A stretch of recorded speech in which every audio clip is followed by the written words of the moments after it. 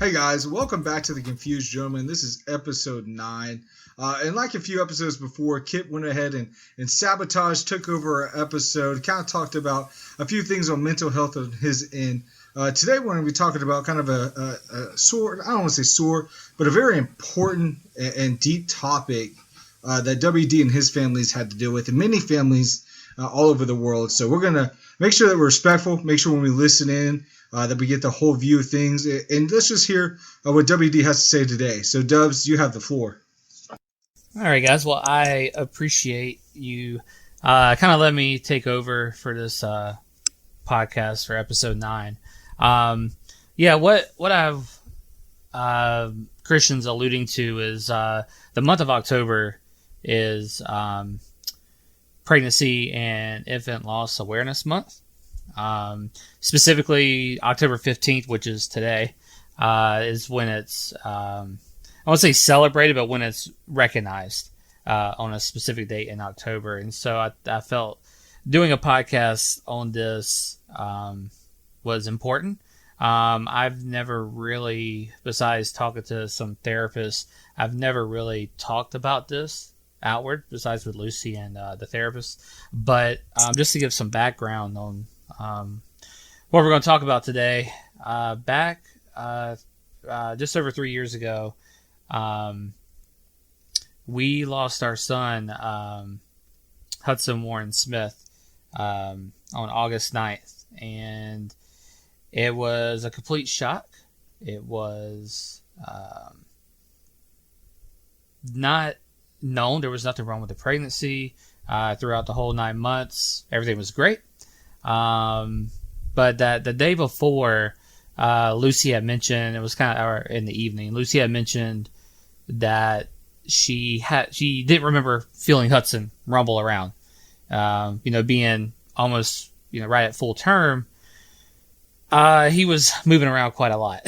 So, that was a little alarming. So we called, I guess the tele-nurse or tele-doctor, and they were like, here's a couple of things, play some music, drink a carbonated beverage. Usually I get some jumping. That didn't work. So we were like, let's their advice was to go to the hospital just to do a check. We actually just had a checkup the day before, and everything was great, healthy, heartbeat, everything. So we get to the hospital. On the ride there, Lucy's, she's nervous. She's, I think already maybe expecting this could be bad, but hoping it's not. The optimist that I am, I'm just trying to tell her that, everything's going to be okay. This is, it's just, they're going to find something and they're going to, make sure everything's okay. And, deep down, there was a little in the back of my head, I was like, I really hope this doesn't turn out bad. So we get to the hospital.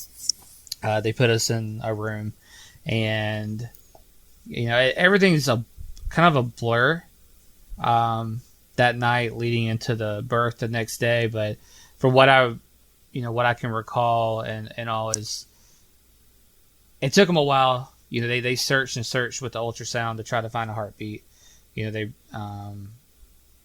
were telling us certain things like, it's just taking a minute, we'll find it, trying to keep us uplifted. But as the minutes ticked by, it was like, okay, what's happening?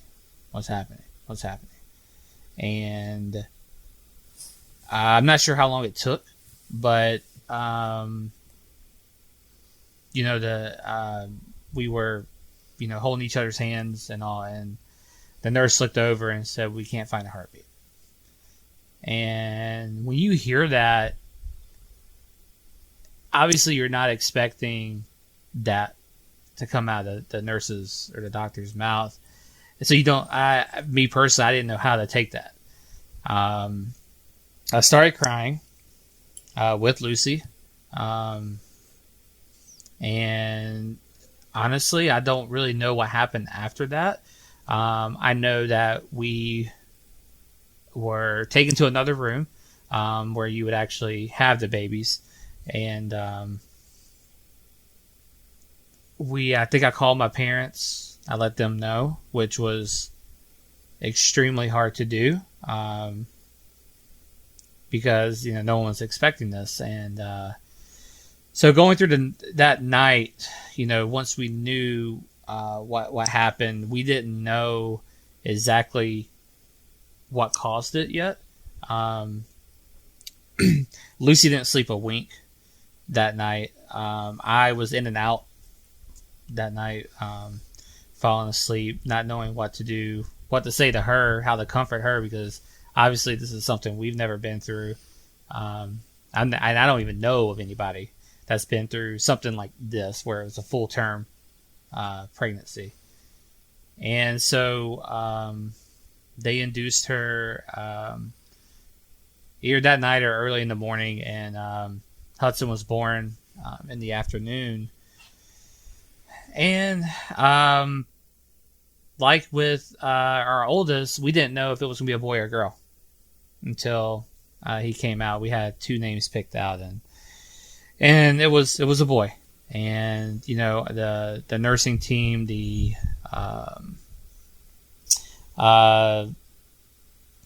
birthing mother, I can't remember the name right now, but they were great. Midwife, thank you. You're welcome. They were great. They were very supportive. We got to hold him. They didn't try to take him away, anything like that. So we were able to hold him as long as we wanted. We held him throughout the day. We were fortunate that her parents were able to come. They got to meet him. And the worst part of that day, besides learning the fact that our child had passed away, which he passed away from, it's called a true knot. It was a knot in his cord that is, a lot of babies survive off that. It's very rare, according to the doctor, it was very rare for that true knot to lead to death. I don't know the exact percentage, but it's extremely, extremely low. And so the hardest part, besides finding out, was me walking with the funeral home people that evening, carrying Hudson to a car that is taking him away and we'll never see him again. That was very hard, and I'm getting a little choked up, and I told myself I would try not to during this, but that was probably something I hope I never feel again.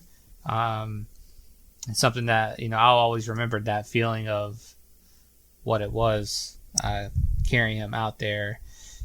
Like I said, everything is kind of a blur with those couple of days, and then there was we actually had him cremated at one of the local funeral homes, and he was buried down in my hometown of Sylvania, Georgia, at a plot in the city. He was on September 9th, so a month after he was buried down there, and it was great to see the family support, the friends support that came in. I guess that's a good thing about being from a small town, is when things happen to people in small towns, the community gathers around you. They feel for you, and they try to do their best to understand how you're feeling, but it's tough unless you've experienced it, and you don't know how it feels. And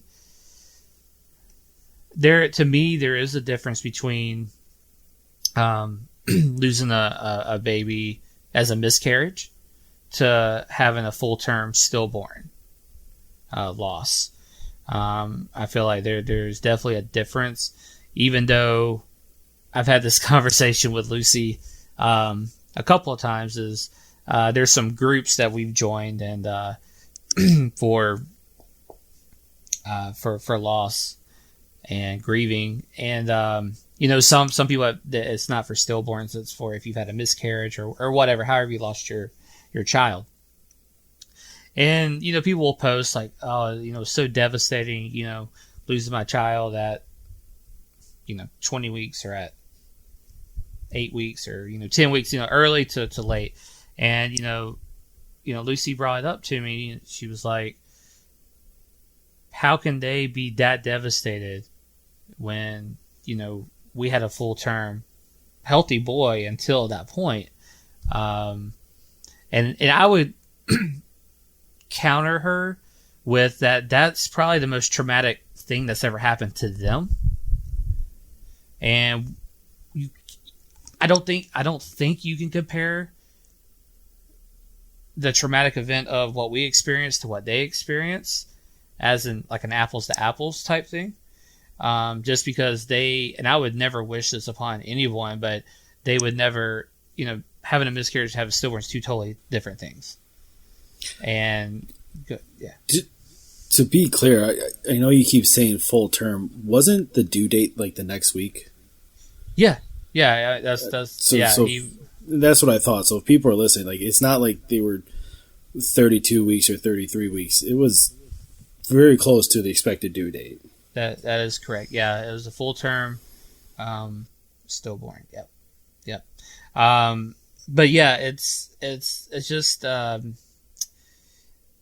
the going to the grief counseling and all after this. The first one we ever went to was definitely not the right decision. Obviously, we didn't know. There, I guess, I don't know the proper way to say it, but there's different types of grieving groups, and this one that we first ever went to, it was mainly older parents that lost their children when they were in their 20s or 30s, of either suicides, murders, or cancer, things that happen. And there wasn't a person in there that was like us at all. I think the closest one, their child maybe was in their 20s or something when they passed away. That group by far was not what we should have went to for our first one. That was not helpful at all. I don't even think Lucy spoke at all. I'm the one who spoke in that one. That was definitely not helpful. But we went to a couple of psychologists and all, and that I think that helped with the grieving process. Obviously, Lucy's way of dealing, or her grieving and my grieving, have been two totally different things.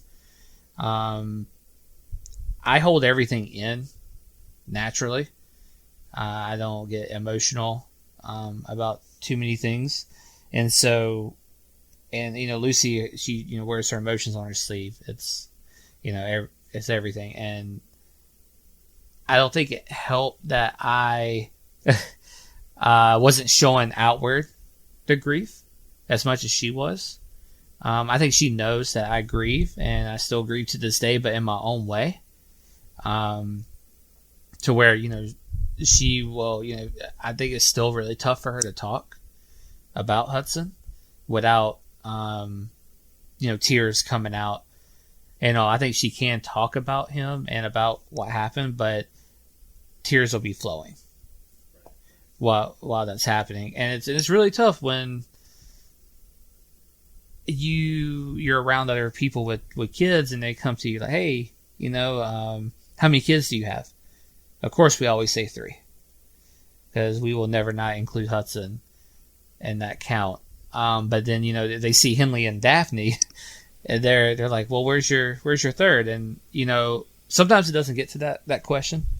But when it does, I tell them, I say, well, our son is in heaven. And I usually just say we lost him, right now it'd be just over 3 years ago. So I would just give that timeline. I don't, only people that I'm close with would know the details, but I think it takes people, they kind of don't know what to say after that. I'm one of them. Yeah, and And I think I realized that is when you can't. I guess you feel like maybe you can explain more how you would feel about it, Kip. But I feel like when I tell someone that and they don't really know what to say back, it's either they don't want to offend me, they don't want to come off as someone not caring, or how you can't respond to it. You called and told. I remember when you called me. I just left home for work. I was over the overpass for the interstate. We never talked to each other on the phone. The only time we have talked on the phone is when I told you we were pregnant, right, and other big time events. So I really think the last time we talked on the phone was 3 years ago, or relatively close to that. And when I saw you called, me knowing the due date was coming up, I thought, Hudson was born, things were great. So when I answered the phone, I was in a joyful mood, and then you tell me that.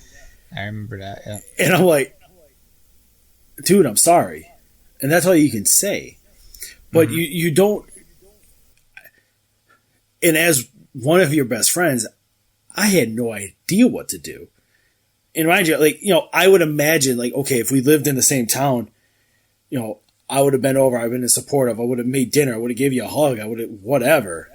Right. But when you're 5 states away and your best friend kind of tells you, the devastating news, you're like, what the hell am I supposed to do? What the hell am I supposed to say? I to this day, I still don't know.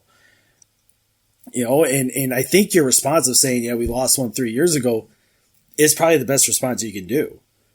And as someone on the outside, I think you just go down the obvious of like, oh, I'm sorry for your loss, and that's a shame, and you find your way over to the beverage station and get something to drink. I really don't know. What do you want people to say? I think that, and I'm speaking for me personally. Lucy may feel differently, but in response to that, I feel like I'm sorry for your loss. I think honestly, I think that's the only thing you really can say, unless you've experienced something like that. Right. We've had that happen where someone's like, oh yeah, we lost a child, maybe not in a similar manner, but at least, they have experienced some sort of, they have some sort of empathy with it versus just like, I'm sorry. Because I know definitely for me, I like, kind of like you, Kip, what do you say past I'm sorry that's going to make it any better, right? Because obviously you want to be like, I want to make this better for you because I know it's such a traumatizing thing. But at no point can Kip and I be like, I know how you feel, because that's just not true, right? And it hurts too, because I know Kip, being your best friend, you don't want your best friend feeling that way, So obviously it's difficult for other people in it because you don't have an answer to after I'm sorry.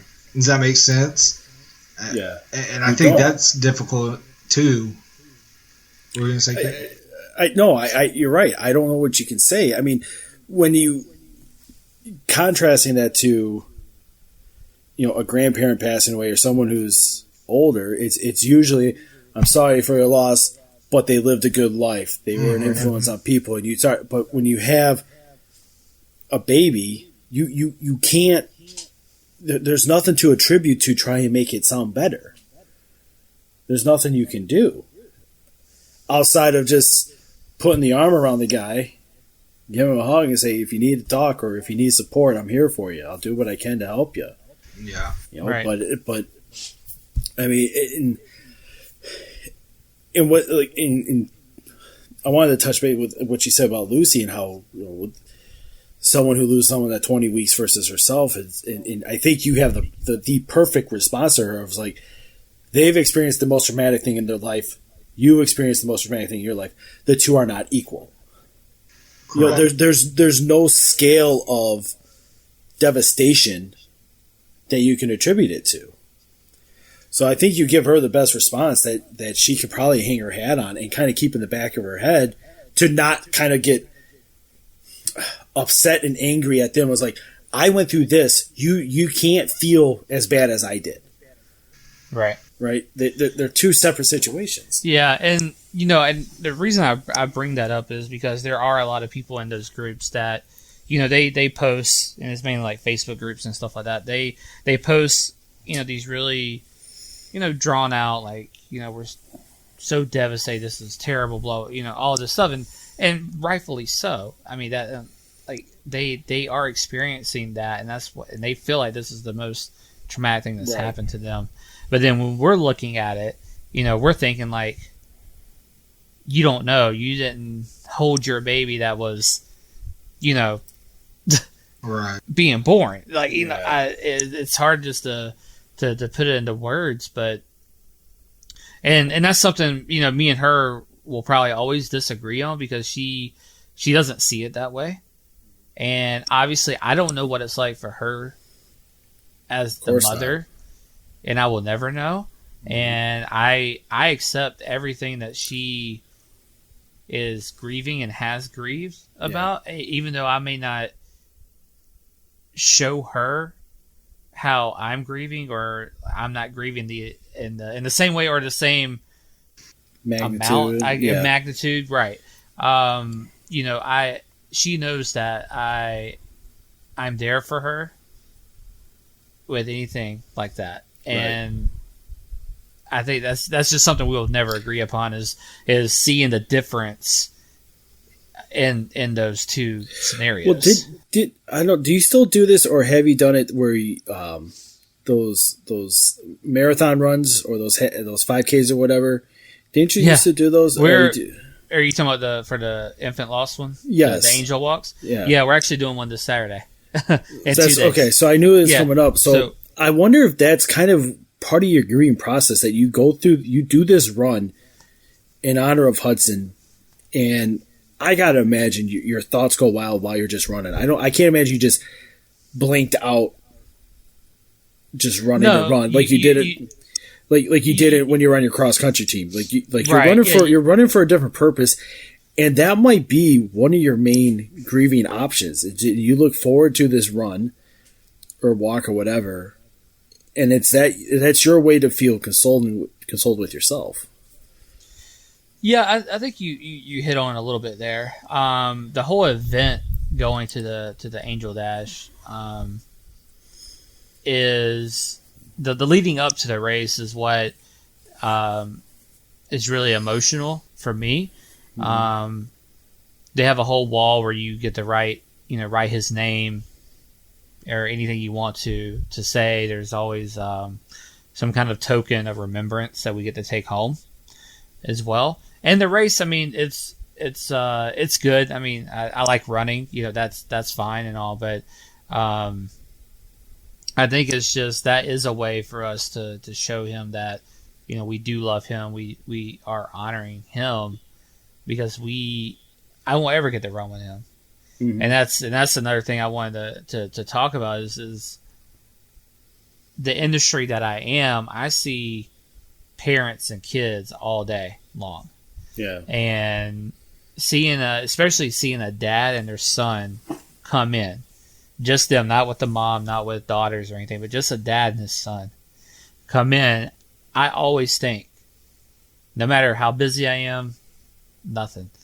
I always think about Hudson at that point. It's like, I will not get to experience that with what they're doing, going out or going to a game together, or just being a father and a son. Right. I won't get to have that experience. And I love my daughters. And, I'm happy that they are, my oldest one is into sports and things like that. Like, I do, but I won't get that experience of my dad and I had. Right. Growing up. Yeah, they ain't going to be lie. Those two girls would not be the favorite child.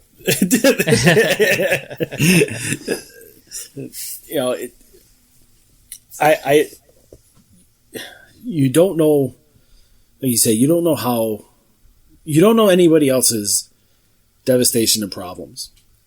And the few episodes ago when I sabotaged and I talked about how I had the postpartum depression, you reflect back, like you could, I wouldn't be surprised if you're sitting there like, shut the hell up, Kip.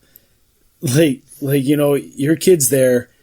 I understand you're going through a problem, but same kind of thing is like with Lucy saying, comparing the two, 20 weeks, and then here I am bitching and moaning that I got this problem when you have a much bigger problem. Like, it makes me feel like an ass a little bit, right? But and go ahead. No, go ahead. Well, I was going to say that's my counter to that. Is like, you shouldn't have to feel that way because, right. We would never wish this upon anybody. Like, no one wants to experience that, and it puts it into perspective, though. Like when you hear a story like what you're sharing, right? It puts things in perspective to what really matters and to what's important. And I'm very thankful that I'm in a different mental place now than I was a few years ago. But to anybody listening to this, could be going through something so minute now, and they just look at it and your story could be inspirational to others to fix whatever they got a problem going on, or to reach out for help, or to talk about it, or even to assume they went through the same process, to get angry, to go through the stages of grief, to see a counselor, to get pissed off, to ask why me kind of questions, and it's going to help somebody. Yeah, and that's that was one of the first things that I think we talked about, Lucy and I, was why did this happen to us? Mm-hmm. Why did we believe in God, we believe in Jesus, and it's why did He take Hudson away from us? Mm-hmm. And my belief is God always has a plan for everybody, and those 9 months that we had with Hudson, that was what He was here for. Right. I don't know I don't know the answer. Hopefully one day I'll find out. Mm-hmm. But I don't know that answer, and that's something that we still think about every single day. Is like, why did this happen to us? Why did something so rare happen to Hudson? Right. When the day before he just had a checkup and everything, like literally everything was fine. And that's another difference between an earlier miscarriage where people could justify the loss by saying things such as, maybe there was a genetic problem. Maybe there was this type of issue. Maybe, like you say, God knows what's best, X, Y, Z, blah, blah, blah. And they can put a bookend and help the grieving process. Right. Completely different story with you. Yep. Yeah. And even, like I said earlier, it's, it's been a little over 3 years since that day. And it's still, it's still tough at times. I'm not going to say it gets necessarily easier because I feel like that's not doing him justice, but more accepting. Maybe more accepting, but more accepting. You still have those times where, like I said, seeing a dad, with his kid, it just pops up in my head. It's like, I will not get to experience that. And that's nothing against that parent or that son. That it's not their fault. It's they have each other, they love each other, which is great. It's just something I will never experience, right? Specifically, right? And that's tough for me, being, especially with the relationship I had with my dad, coaching me up throughout grade school. Always being there, teaching me handyman stuff that I still use today. That I would love to, to teach, Hudson, but, I have Henley, I have Daphne. I can teach them things. I can show them how to play a sport or something, Right. So. And I think, and I think too, I know, guys, y'all know, I don't have a kid yet. And, right. That's my biggest fear, is getting pregnant and then losing my kid. That's my, and honestly, it scares me to even think about. and I remember talking to you, Dubs. I think like Henley was like acting a fool one night, like getting her iPad or something, And I kind of like jokingly, but really did ask, like, if you would have kids again, would you do it? Because I was kind of like, man, Then I was like, I don't know, if, kind of 50-50 on the fence. And you were like, absolutely, I'd do it. I would do it again, 100%. And right. And I think and that always stuck with me because I knew I always wanted a kid, but what happened to you, that scares me to my core. And but with our situation though, it's nothing that you couldn't have prevented it. There was nothing wrong done at all. Nothing. There was just a chance, and we were, unfortunately, it happened to us.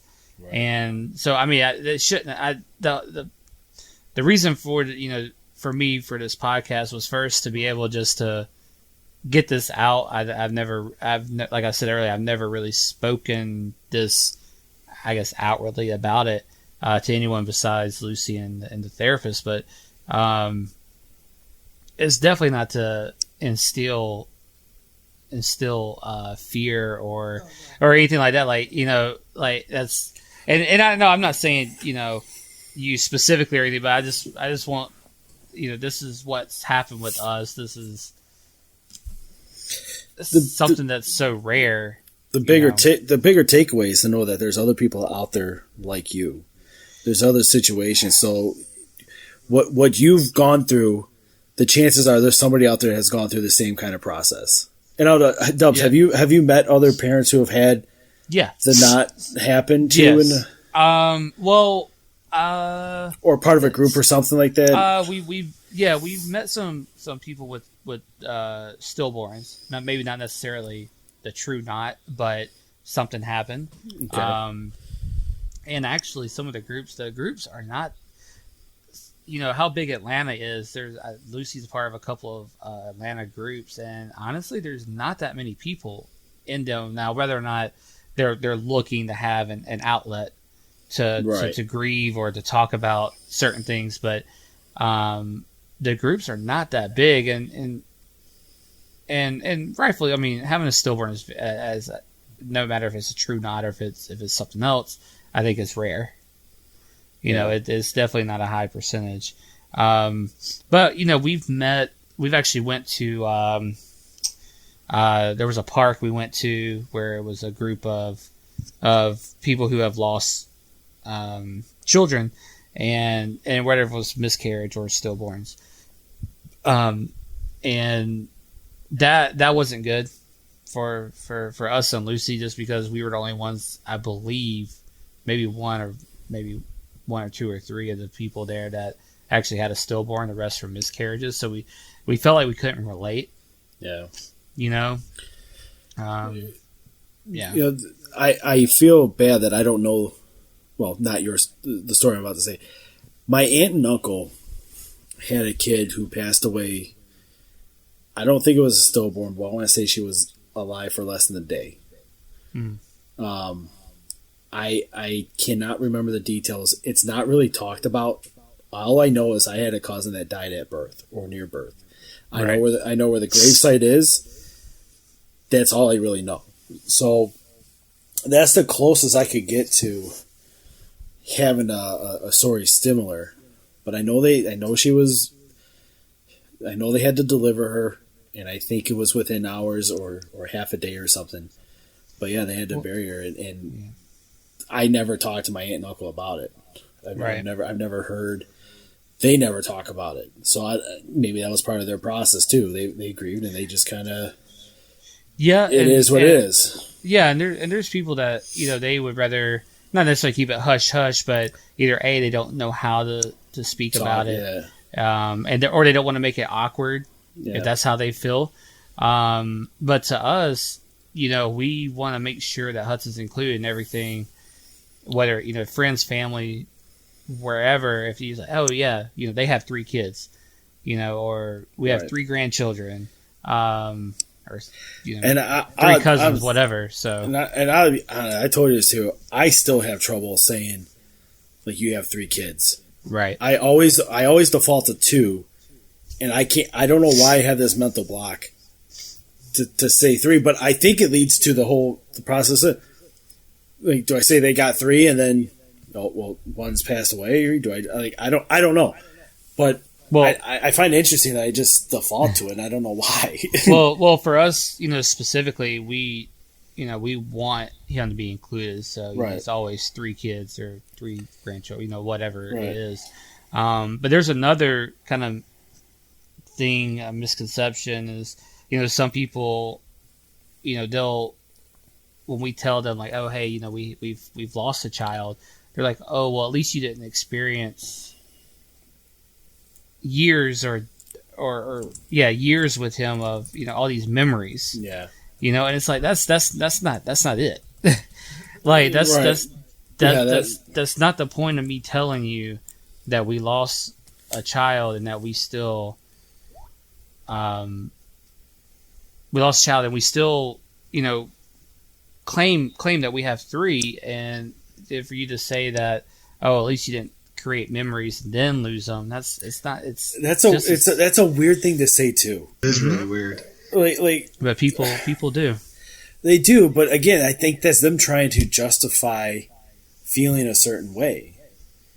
I don't think they have ill intent. I don't think that at all. And I think it's just like you said, that's how they are.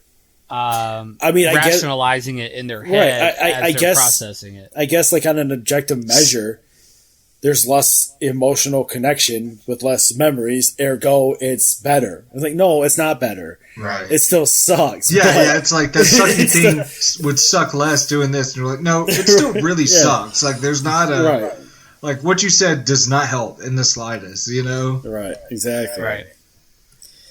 And yeah, go ahead. I was just going to say, it's kind of one of those things, all you can say is, I'm sorry, right? And just be present.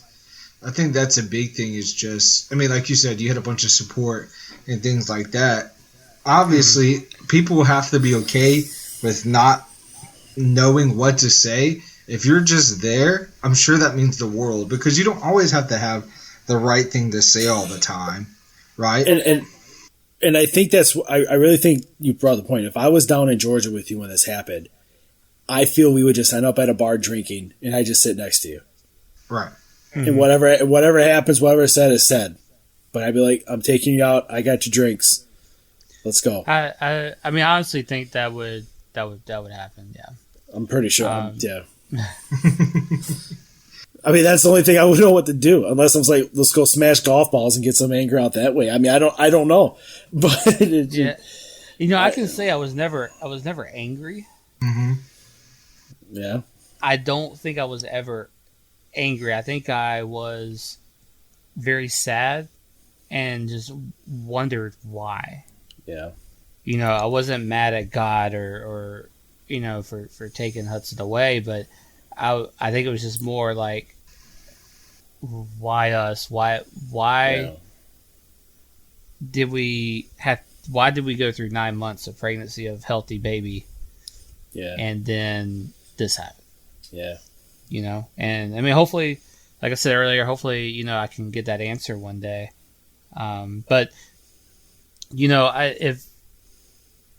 if anyone's ever experienced listening to this podcast, if anyone's ever experienced anything like this or something, similar, there are, groups out there. There's, you can contact me, on Facebook, we can get in touch. But there are, groups, there's great therapists. We had one, that really helped us. And even our midwife, she was really good. I think she was really good with Lucy and all of that. And this perspective, with my story I shared, is a lot from my side of it. And there's obviously another side with my wife, Lucy, that is the same and different with how we grieve about this and how we still grieve about it, which rightfully so. It's totally different being the mom. Yeah. 100%. You're feeding this child. You're taking care of this child for 9 months, and then it's taken away from you. I can only imagine what she went through or what she goes through currently. But I think too, getting to it though. I mean, you have two beautiful daughters, right? You have a great family. Mm-hmm. I think you still include Hudson, but you do a really great job at including him, but also including your daughters as well, right? Like I think you do a really good job at loving them fully and also loving Hudson fully.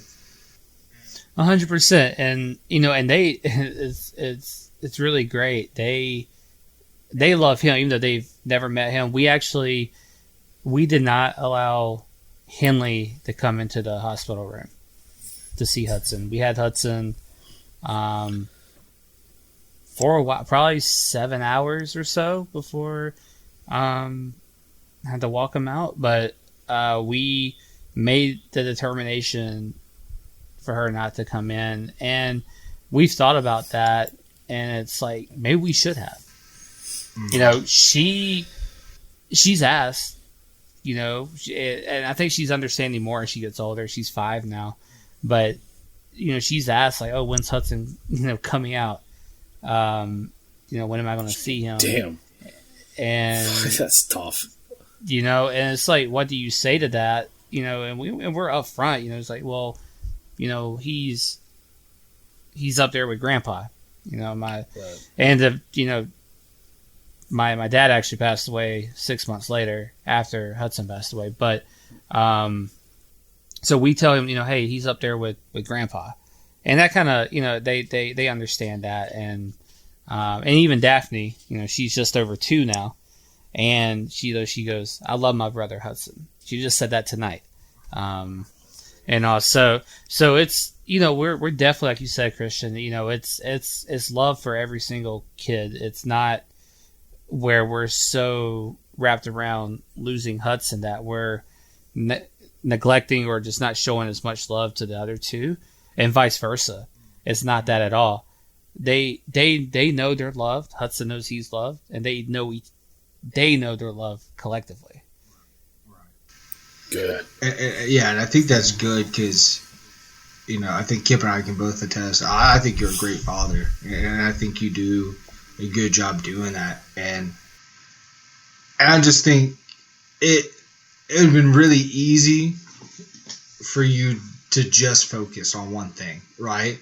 But the fact that you go beyond that and make sure that, like you said, everybody knows they're loved and everybody is loved, right? I think that attests to you and your character and your ability as a father and a husband to make that distinction.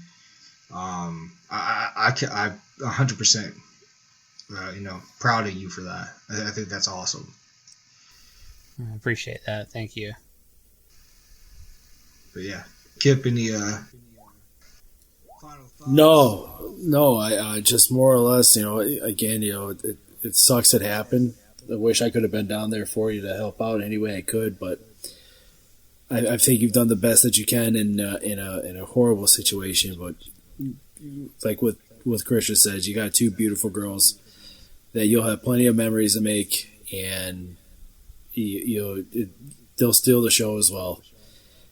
And I think you can take some solace in knowing that your dad's up there with him, probably teach him everything you did, and probably being I've met your dad a few times, and the good old Southern gentleman he was.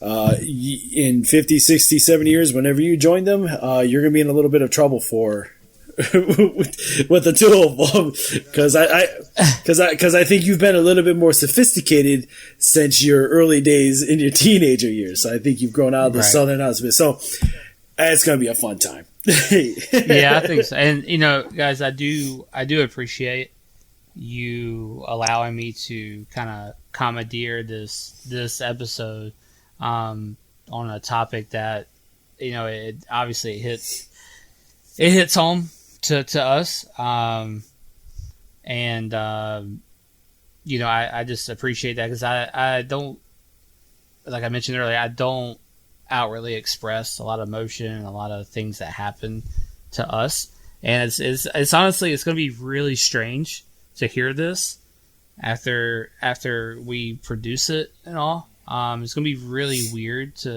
to hear me talk about this. And I didn't go into detail about everything. I could talk for 2 more hours on this, just everything that's happened in the past little over 3 years. So, but again, I do appreciate it. Of course. Yeah, definitely. For letting me take over. Christian, you're on deck for the next takeover, so hope you got a story. Like I got some stories. They could be, and I know that this subject has been a little bit deep, and and I won't say dark, but it's just deep. It's a subject that you don't hear a lot about, but I do, like every other episode, I would still like to do a dub nugget. Okay. Cash it in. Because I feel like, it lightens everything up. It ends the show as well. So, right. So this dub nugget is, it's about traffic lights. Huh. Okay. Okay. And so, we're all driving. We sit at red lights all the time, right? So the average person, how long do you think they waste their life sitting at a red light waiting for greens? Their life? Yeah. How long? Throughout their whole life? 1.5 years. Okay. 2.5. 2.5. Okay. Well, y'all are on the over. I'm glad it's the over. It's 6 months. So, yeah. So, they average the time. It's about 75 seconds you wait at a red light when you're there. Interesting. And it accounts for about 20% of all driving time. So that's how they came up with those. Interesting. That stat. So I thought that was pretty neat when I read that. I tell you what, I will not be waiting 6 months at a red light. I will be running that red light. And I will take that ticket happily. And 3 months in, I'm gone. Like, it's not.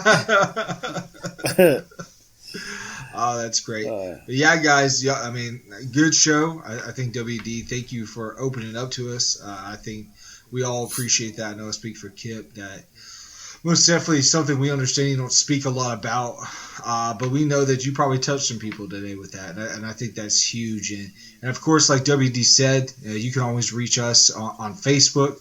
If you want to email us directly, it's confusedgentleman@gmail.com. We'll have it in the description as well. If you need anything, if you need anybody, we encourage you, go to counseling, go talk to somebody. It may be hard to talk about, but it's definitely something.